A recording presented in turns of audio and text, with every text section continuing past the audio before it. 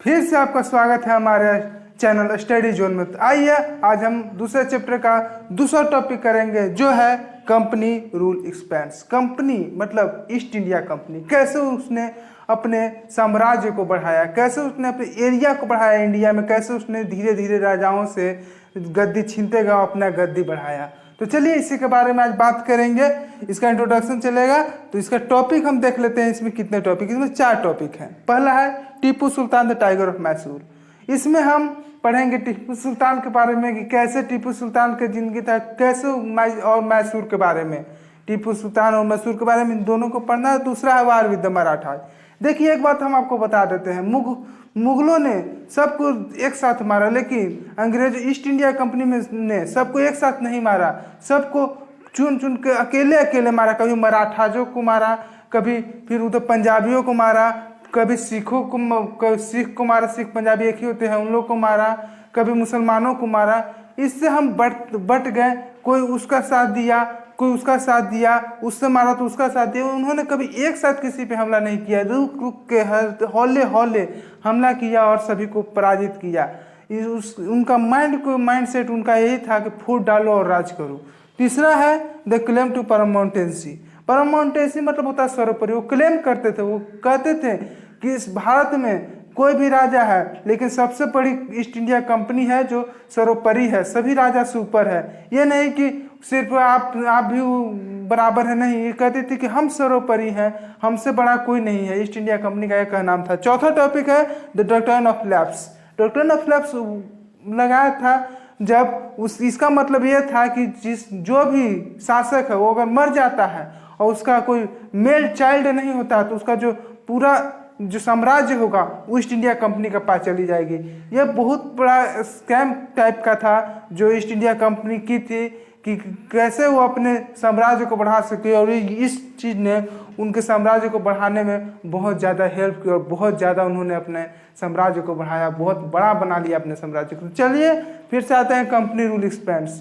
तो company east India company कैसे अपने रूल को एक्सपेंड किया। आपको पता होगा बैटल ऑफ बक्सर आपने पढ़ा होगा, जिसमें मीर कासिम हार गया था, मारा गया था। उसी बैटल से 1764 के बाद इन्होंने एक ऐसा पॉलिटिकल अपना अस्तित्व बनाया कि इन्हें फिर कोई हरा नहीं सका।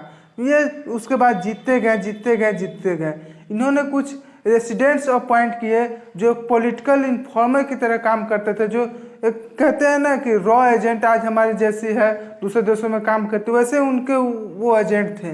वो एजेंट दूसरे राज्यों में जाते थे, काम करते थे, और वो सारी जो इन्फॉर्मेशन उन राज्यों की थी वो ईस्ट इंडिया कंपनी तक पहुंचाते थे। इसी पहला कदम ये हुआ। दूसरा कदम उन्होंने सब्सिडी अलायंस उठाया। सब्सिडी अलायंस मतलब हमारे यहाँ के, एक बात सोचिए कि हमारे यहाँ के राजा कितने बुड़बक थे, कितने बेवकूफ़ थे, क्योंकि सब्सिडी अलायंस का मतलब था कि आप हमको पैसा दीजिए, हम आपको सुरक्षा देंगे।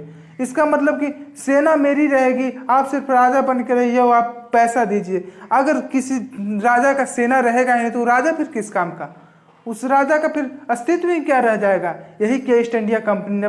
उसने कभी भी किसी राजा पर डायरेक्ट हमला नहीं किया, उसने कभी भी किसी राजा को डायरेक्ट नहीं हराया, डायरेक्ट उस पर हमला करके नहीं हराया। उन्होंने पॉलिटिकल इकोनॉमिक पहले देखा, उनको कमज़ोर किया, इकोनॉमिकली पॉलिटिकली कमज़ोर किया, फिर उनका आर्मी से मतलब सब स्ट्रेंथ भी कमज़ोर किया, सभी चीज़ से कमज़ोर करके उनको मारते थे। ऐसा मारते थे कि ना वो रो पाए, ना हंस पाए, ना गा पाए और ना गवा पाए। ऐसा उन्होंने मार के कर दिया हमारे राजाओं को। तो सब्सिडी अलायंस का मतलब था कि आप हमको पैसा दीजिए, हम आपको सुरक्षा देंगे। मतलब आप राजा बने रहिए और हम आपका सेना रहेंगे, जब मन करेगा तब आप पे चढ़ाई कर देंगे, जब मन करेगा तब आपको पपेट की तरह उन्होंने सभी राजाओं को इस्तेमाल किया, और इसका भनक राजाओं को पड़ा ही नहीं। और इसमें एक और खामी थी कि जब सब्सिडी अलायंस आप अगर पैसा नहीं चुका पाए तो आपको टेरिटरी के कुछ भाग को छीन लेते थे। छीनने का टेरिटरी उनके अंडर में ही था, बस वो सिर्फ ये देखते थे कि कब किस राजा पे चढ़ाई करना है, कब नहीं करना है। इसमें कुछ रूल बना दिए। नहीं तो जिस राजा के पास अपनी सेना ना हो वो फिर राजा किस काम का, वो राजा हो ही नहीं सकता जिसकी अपनी सेना ना हो। सिर्फ वो पपेट बन के हमारे राजाओं के बस थोड़ा सा भी दिमाग नहीं था कि वो कुछ कर पाए, और उन्होंने सब्सिडी अलायंस को भी मान लिया, और फिर यहीं से चला। वो अपने सेना जो उनकी थी उनको पूरा ब्रिटेन के हाथों में सौंप दिया, ब्रिटिश लोगों के हाथों में सौंप दिया। ये जो रिचर्ड वेल्सले, आपको एक एग्जांपल देते हैं। रिचर्ड वेल्सले जब गवर्नर थे 1798 से 1805 तक, तो उस समय अवध के जो राजा थे वो पैसा देने में सब्सिडी अलायंस को फेल कर गए थे, इसलिए उनके आधे टेरिटरी को, पूरे मतलब जितना अवध था उसका आधा हिस्सा उन्होंने 1801 में अंग्रेजों ने छीन लिया। ये भी बात हैदराबाद के साथ भी हुआ।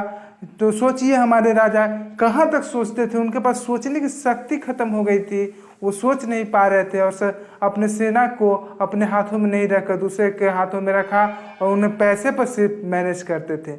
और ये सिलसिला जो टेरिटरी छीनने का चला वो 1757 से लेके 1857 तक चला। तो चलिए अब हम अगले वीडियो में कल मिलते हैं। तो आपको अगर अच्छा लगे तो शेयर कीजिए, लाइक कीजिए, सब्सक्राइब कीजिए और मन लगा कर पढ़िए। जय हिंद।